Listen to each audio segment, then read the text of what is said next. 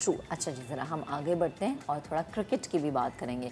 Karachi test पर किवीज़ की position मुस्तहकम है। पाकिस्तान को आखिरी दिन मैच बचाने का चैलेंज दरपेश है। इसी पर बात करने के लिए स्पोर्ट्स एनालिस्ट अदील अजहर हमें स्टूडियोज़ में ज्वाइन कर चुके हैं। अस्सलाम वालेकुम अदील, गुड मॉर्निंग। कैसे? गुड मॉर्निंग, बिल्कुल ठीक, आप सुनाइए। अल्हम्दुलिल्लाह। कैसा परफॉर्म कर रहा है भाई पाकिस्तान? बहुत अच्छा परफॉर्म थोड़ा हम अदील देखिए, पता है क्या, इस वक्त कल जब अच्छा, अब इससे पहले कि मैं इस पे बात करूं, मैं चाह रहा था कि थोड़ा सा पहले के हवाले से भी हम बात कर लें। Like you have got Lionel Messi, you have got Cristiano Ronaldo, you have got the other Ronaldo, और पूरी जो एक फोर्स है ब्राज़ील की, the Arge, the Roberto Carlos and the Romario and Rivaldo, but in सारी force को एक तरफ एंड पहले की ग्रेटनेस एक तरफ। am I wrong? नहीं, मेरे आप बिल्कुल आपने दुरुस्त फरमाया ये बात। आई थिंक पहले और डिएगो मैराडोना, और ज़ाहिर है पिछली सदी की जब हम बात करें तो यानी फीफा भी जब पिछली सदी के अख्ताम पे जब ये पता नहीं किसी के जहन में आया कि लेट अस एक अवार्ड लेकर आते हैं the player of the century, उनसे ये बड़ी गलती हो गई। Because at the end of the day it was a competition between these two South Americans कि यार पहले होगा या मैराडोना होगा, और ये इतना कंटेंशियस इशू बन गया था कि एंड में ये इतना एक कंट्रोवर्शियल और बन गया था मामला कि उन्होंने एंड में दोनों को ही डिसाइड कर लिया यार ये जॉइंट विनर हैं as the greatest players of the century. पहले की अभी आप रिपोर्ट भी बड़ी अच्छी ये बनी हुई थी, और मैं आप लोग के इंटरेस्ट के लिए बहुत ये बात ज़रूर शेयर करूँ। देखिए, वी ऑल नो कि तीन पहले ने जो है वो वर्ल्ड कप विनिंग स्क्वाड का हिस्सा रहा, 58, 62 एंड 1970। इनफैक्ट पहले ने जब 58 में अपना पहला वर्ल्ड कप खेला था, आई थिंक वो 17, और उसी वक्त से he was a superstar. However कहते ये हैं, अच्छा ये वो ज़माना था जिस वक्त यूरोपियन लीग्स इतनी आला क्वालिटी की नहीं मानी जाती थी। इनफैक्ट ये कहा जाता था कि दुनिया की बेहतरीन फुटबॉल लीग साउथ अमेरिका में खेली जाती हैं। और बड़ी बदकिस्मती है कि उस ज़माने में जो फुटबॉल होती थी वो रिकॉर्ड नहीं होती थी, यानी कोई लाइव ट्रांसमिशन। सो कहते ये हैं कि पहले का जो बेहतरीन टाइम था एज अ फुटबॉलर वो एक्चुअली वो never got recorded on camera. तो हमें शायद उसकी वो ग्रेटनेस उतनी पता ना हो, लेकिन देखें जी 750 पौने 800 गोल्स एंड ऑल। ह्यूमिलिटी की बात की फैसल ने, बहुत हम्बल बैकग्राउंड के थे। अब ब्राज़ील में जनरली सियाह फाम लोग जो होते हैं वो उनका गरीब तबका माना जाता है, बहुत गरीब बैकग्राउंड से आए, लेकिन आखिर तक पहले की आज भी जब मैं कोई शक्ल याद रखूंगा तो वो एक हंसता मुस्कुराता हुआ पहले ही आपको नजर आएगा। बल्कि हंसता मुस्कुराता गलत बात है, अपने दांत दिखाता हुआ और कहा लगाता हुआ जो है वो पहले नजर आएगा। Definitely a big loss for sport, a life very very well lived. बल्कि पहले को एक और भी, मैं सुबह जब पढ़ रहा था तो मुझे एक रिपोर्ट याद आ गई कि अपनी रिटायरमेंट के 20 साल बाद पहले made a come back in international football. और अमेरिका में कहते ये हैं कि फुटबॉल को इन जो सॉकर जिसे वो कहते हैं इंट्रोड्यूस कराने वाला पहले था। सो न्यूयॉर्क की टीम ने जो है वो इसको साइन किया था, और एक स्पेशली ये 20 साल बाद फुटबॉल खेलने के लिए वहाँ पर आया था। और ये मैच जो पहला इसने खेला था 20 साल बाद, it was televised live in 22 country. So America में इस वक्त जो भी फुटबॉल आपको नज़र आ रही है, यूनाइटेड स्टेट्स की मैं बात कर रहा हूँ, उसमें भी पहले का बहुत बड़ा रोल था। So great player without doubt. चलें जी, अब ज़रा हम अपनी तरफ आते हैं, एक बार फिर ज़रा क्रिकेट की बात कर लेते हैं। अदील भाई, मैं क्या कहूँ, मुझे समझ में नहीं आ रहा।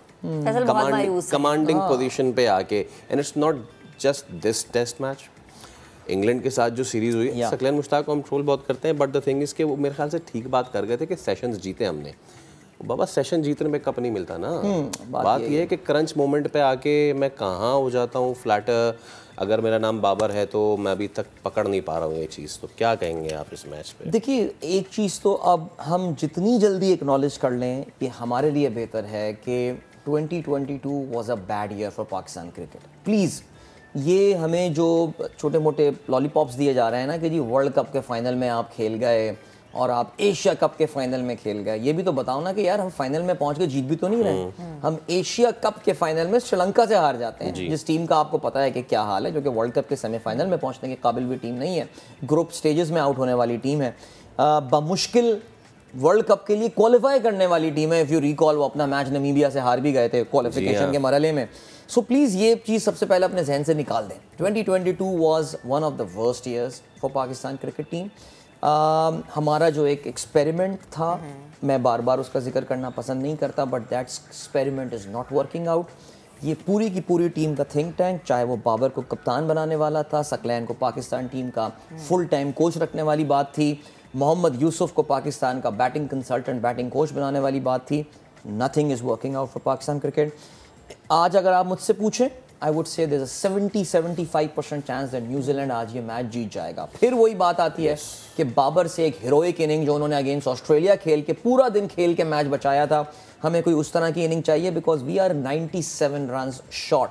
अब हम पाकिस्तान ना एक कैच 22 सिचुएशन में आ गए हैं। हम तेज़ खेलेंगे, हम विकेटें लूज़ करेंगे, अब्दुल्ला शफीक वाली जो हरकतें चल रही हैं। हम स्लो खेलेंगे तो फिर वही होगा कि यार हम टी तक जो है वो 60-70 रन की लीड पे बैठे हुए होंगे और जहां दरादर विकेटें गिरेंगी न्यूजीलैंड को आखिरी घंटे में 50 रन चाहिए होंगे मैच जीतने के लिए। अच्छा, ज़रा जो हम यहाँ तक पहुँचे हैं जिस चीज़ की बदौलत, द मिस चांसेस, मैं चाहता हूँ हम ज़रा वो भी दिखाएं कि हमने क्या क्या। एक तो ये मिस चांसेस जनाब आली, जो था स्टंप, इवन अगर हम ये मिस चांसेस हटा भी दें तो भी हम न्यूजीलैंड इतनी कमांडिंग पोजीशन में आ गया है। ये कल मैंने वैसे मिर्ज़ा भाई से भी पूछा था ये कि हमारा थिंक टैंक वहाँ पे है जहाँ पे हमें ये नहीं पता कि एक मुतबादिल खिलाड़ी कैप्टन से नहीं कर सकता। हमारा थिंक टैंक वहाँ आ चुका है कि we don't know how to cope up with Patel and Ish Sodhi, ठीक है। तो हमने इस मैच में जितने भी चांसेस मिस किए हैं, अगर वो हम कर भी जाते तो क्या हो जाता? देखिए, अगर Sarfaraz let's say Kane Williams को जल्दी आउट कर लेता, केन विलियमसन का drop has cost us around 170-180 runs बहुत शुरू में। और मेरे ख्याल से यहाँ पर देखिए ये बात, जिस वक्त सरफराज को टीम में लाने की भी बात की थी, मैंने ये ट्वीट किया था that Sarfaraz is not going to solve the Rizwan problem for Pakistan. Please ये समझनी पड़ेगी बात। सरफराज ने रन्स तो स्कोर कर दिए बट दूसरी जानिब वो कैच छोड़ रहे हैं। 80-85 रन स्कोर करके अगर आप 250 रन दे रहे हैं तो फिर आपका नेट कंट्रीब्यूशन 150 रन का है, जो कि एक विनिंग मार्जिन हो सकता है टेस्ट क्रिकेट में। अब मैं ये देख रहा था कि देखें, सरफराज को एक पाकिस्तान में क्रिकेट में सर्टन हल्के की बड़ी सपोर्ट हासिल है, कराची बेस्ड जो लोग हैं, जर्नलिस्ट खास तौर से, लेकिन उनको, और मैं कल ये देख रहा था कि जी सरफराज क्योंकि 4 साल बाद वापस आए हैं तो इस वजह से उनकी परफॉर्मेंस वैसे, या कम ऑन थ्रू आउट वो बंदा कायदे आजम ट्रॉफी में सिंध के लिए विकेट कीपिंग करता रहा। अगर हाँ ये बोलें कि पहले की तरह मैं 20 साल बाद फुटबॉल के मैदान में उतरा हूँ तो चलें, सेंस बनती है। You had been playing cricket throughout. अगर आप अपने करियर देखिए, इयन हीली से जब करियर में इस तरह के कैचेस ड्रॉप होने शुरू हुए थे, उस बंदे ने शायद 1 या 2 टेस्ट मैचेस लिए थे, नहीं announce his retirement. He said भाई मैं विकेट कीपर के तौर से खेलो, मेरे इंस्टिंक्ट अब जो है वो वीक हो गए, I think I should quit. ये केन विलियमसन का माननी पड़ेगी ये बात, somebody has to take the responsibility. जहाँ तक आपने ये बात की कि देखें जी क्लूलेस, हमें तो यही नहीं पता कि हमारी स्ट्रेंथ क्या है पाकिस्तान का। This is the weakest bowling attack जो कि मुझे अपनी जिंदगी में याद आ रहा है। और ये वीकेस्ट बॉलिंग अटैक क्यों हुआ है? ये इस वजह से हुआ है कि आप बेंच स्ट्रेंथ क्रिएट नहीं करते। आज मैं देख रहा हूँ जी शाहिद आफरीदी के खिलाफ जो है कैंपेन चल रही है, एक बड़ी जबरदस्त कैंपेन चल रही है। शाहिद आफरीदी बहैसियत चीफ सेलेक्टर, हमारे जराए से ये खबरें आ रही हैं कि बाबर आजम से पूछा नहीं गया टीम सेलेक्शन। बाबर को इस वक्त लाला कोशिश क्या कर रहे हैं? लाला कोशिश ये कर रहे हैं कि यार कुछ बेंच स्ट्रेंथ क्रिएट करो यार।